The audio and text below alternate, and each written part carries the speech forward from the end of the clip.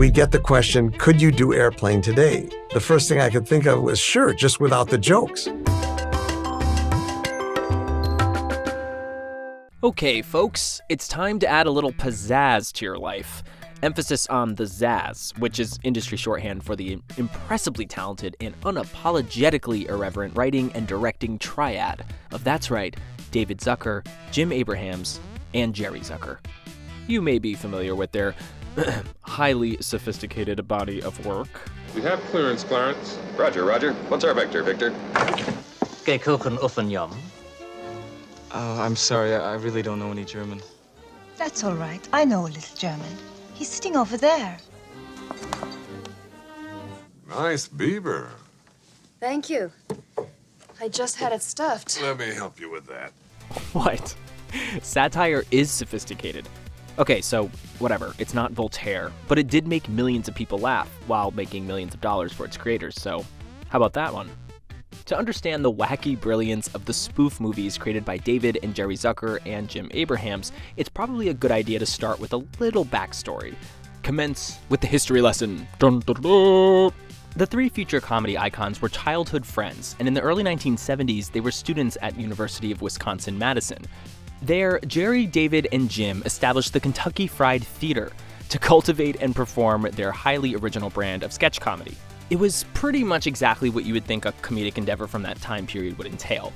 It was over the top, slapstick, irreverent, and skewing towards silliness whenever possible. I'm not wearing any pants. Film at 11. At a time when serious-minded young people all over America were responding to social and political discontent with impassioned protests, the Zuckers and Abrahams chose to leave the heavier stuff to their peers, and instead focus on holding up a funhouse mirror to the rapidly changing culture of their day. Their methods were not only entertaining, but they were effective, truly. Their caricatures of the most popular entertainment and media trends of the era provided a subtle but salient commentary on the mood of the nation, its values, its shortcomings, its humanity, and occasionally its lack thereof. Okay, maybe more than just occasionally. Zaz's status as local celebrities emboldened them to set out for Hollywood, where their first film collaboration would be the Kentucky Fried Movie.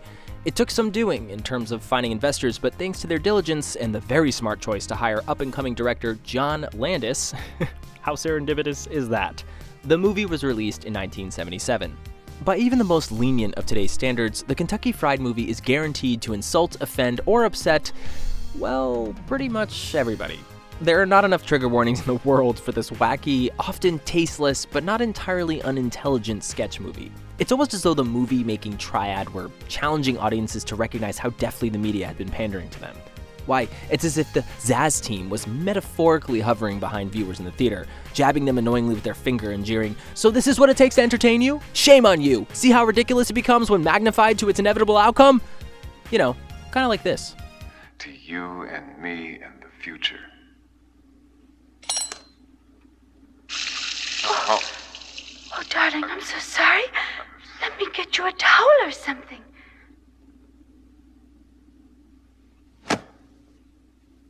Hey, Carol, watch where you swing that cigarette. So, Zaz had made a name for themselves as world-class satirists, but they were far from finished, and their next film was going to be a major disaster, but in a good way. Because there was something weird happening in the 1970s. Well, a lot of weird things were happening in that decade. But cinematically speaking, it was that American audiences had developed an insatiable appetite for the disaster movie. Seriously, people just, couldn't get enough of them. The general idea was to take an otherwise pleasant experience and turn it into a catastrophe wreaked upon a cast of A-list stars, with each character facing said catastrophe in the midst of some unfolding personal drama. Boom. You've got yourself a disaster flick. Though, since it was the 70s, some might argue that the real disasters in these movies were the wardrobe choices. Because, well, the granddaddy of the disaster genre was 1970s blockbuster film Airport, based on the best-selling novel of the same name. The plot is set in motion by a record-breaking Midwestern snowstorm in which no one in authority has the presence of mind to close the airport or cancel the flights, I guess. So you might be asking yourself, of course, is the disaster in this disaster film the rampant institutional stupidity and flagrant irresponsibility?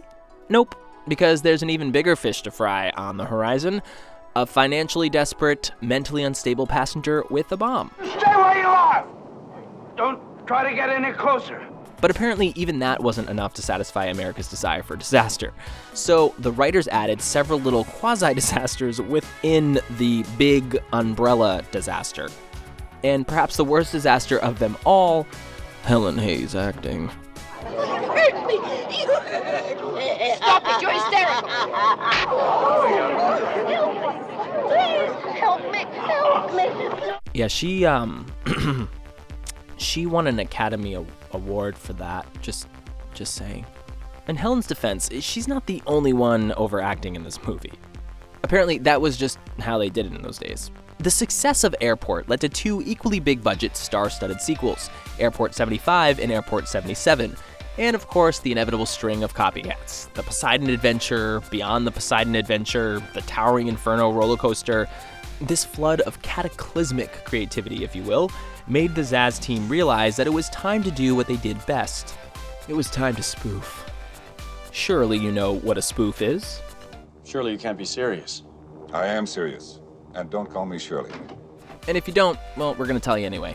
A spoof is a humorous imitation of an art form, in this case, a film, in which characteristic features are exaggerated for comic effect. And clearly, the Zuckers and Abrahams didn't have far to go when it came to imagining their parody. I mean, come on, the spoof practically wrote itself, guys. We're gonna crash. We're gonna be killed. I know we're all gonna be... Yes, that scene slaps. Not only were Zucker, Abrahams, and Zucker spoofing the wildly successful Airport with Airplane, they were also paying a comedic homage to a nearly forgotten film from the 50s. And by homage, we mean that the love story between angst-ridden pilot Stryker and his stewardess ex-girlfriend who were dealing with his PTSD was pulled directly from an utterly forgettable movie called 0 Hour. Hell, they didn't even just steal the movie's romance, they even stole its exclamation point. And this same thing became an endearing little quirk Zaz would utilize in their titles more than one time. But the real genius of Zaz was recognizing that there was already a lot to laugh at in these dated movies that were never supposed to get laughs. Watch your nose, it's too low, you're coming in too hot.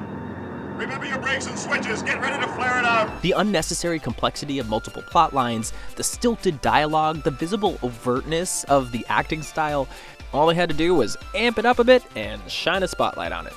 They even doubled down by hiring stars best known for playing no-nonsense serious characters to play their comic leads. What we used to tell the actors, we never said play it straight.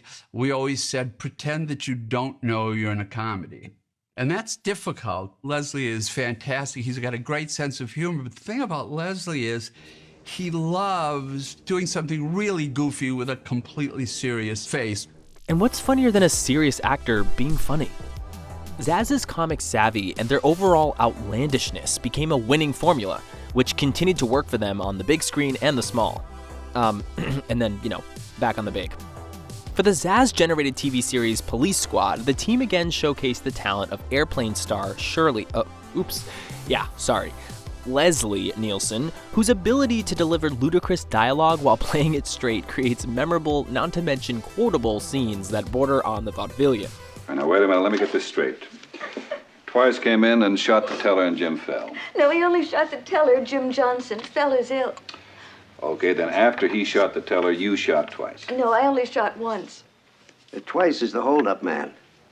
Then I guess I did shoot twice. Well, so now you're changing your story. The 1982 TV show didn't last long on the ABC lineup, but it did something even better. It got a major glow-up and became not one, but 33 1/3 hit motion pictures. The Naked Gun from The Files of Police Squad in 1988, The Naked Gun 2 1/2, The Smell of Fear in 1991, and 1994's Naked Gun 33 1/3, The Final Insult, with Nielsen returning in his role of the earnest but bumbling Lieutenant Frank Drebin all 3 times. So devoted to their signature brand of humor were the Zuckers and Abrahams that they even spoofed classic movie trailer lingo in their own ads. If you only see one movie this year, you ought to get out more often. It should be noted that in Hollywood, writer-director trios are something of a rarity, and it's not hard to figure out why. On a movie set, creative control is a big deal, and in most cases, dividing that leadership 3 ways would be impossible. But fortunately for fans of truly zany comedy, these three Wisconsin-born friends and filmmakers found a way to make it work. Airplane was a really fun movie to shoot, and it was the first one that we were in charge of, that we were directing. We were naive enough to think that we were going to get this made and there was nothing that was going to stop us. Their last film together was 1986's Ruthless People, and though it wasn't a spoof, it was pretty damn funny. Hollywood has continued to rely on the public's appetite for spoof movies, whether there's a genre overload of movies like teen horror romps, sappy vampire sagas, or tales of the weird and paranormal. You can rest assured that some Zaz-inspired filmmaker will respond with an over-the-top parody as a way of reminding the industry that too much of a good thing is in fact a bad thing. Well, then you better bring it. Oh, it's already been brought in. Which can become a good thing, again. And it seems that cop drama and slasher flicks are not only the most ubiquitous, but the most spoofably ripe for the spoofing.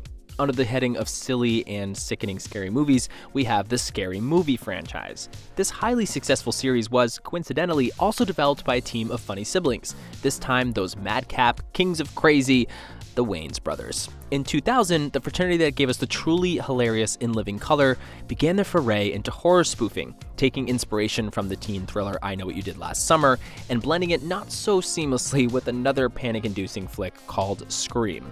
Yeah, we know the one. In the first Scary Movie, the plot focused mainly on films that were more or less its contemporaries, Scream and I Know What You Did Last Summer. Their second installment in the franchise, Scary Movie 2, went a little retro with its nod to a much older and arguably much more terrifying title from all the way back in 1973. That's right, we're talking The Exorcist. It then went on to poke frightening fun at some more recent offerings of the slasher variety, as did the follow-up features for a total of 5 scary movies in all, with one of the OG spoofers, David Zucker, stepping in to direct chapters 3 and 4 of The Corpus, emphasis on the corpse. Overall, the series is filled with tasteless gags, stupid humor, and relentless attempts to shock, offend, and generally gross out an audience while chipping away at our IQ points. Mission accomplished. I'm not crazy! On the smart side of the spoof spectrum, taking inspo from the ever-popular TV police procedural genre, there's Angie Tribeca. This little piece of comedy genius aired on TBS from 2016 to 2018. It was the brainchild of the always hilarious Steve Carell and the equally hilarious and much prettier, I have to say, Nancy Carell, who, happens to be his wife. With these two behind the scenes and Rashida Jones in the titular lead role, there was no doubt the show was going to be fantastic. There's a character named Jay Giles, that's for you, Gen X. Oh, and the dog. His name is Hoffman. His name is Hoffman, and he has a badge, okay? A badge! And he drives! Ladies and gentlemen, that's spoofing at its most spoofiest, okay? I'm sorry. You ever have a dream?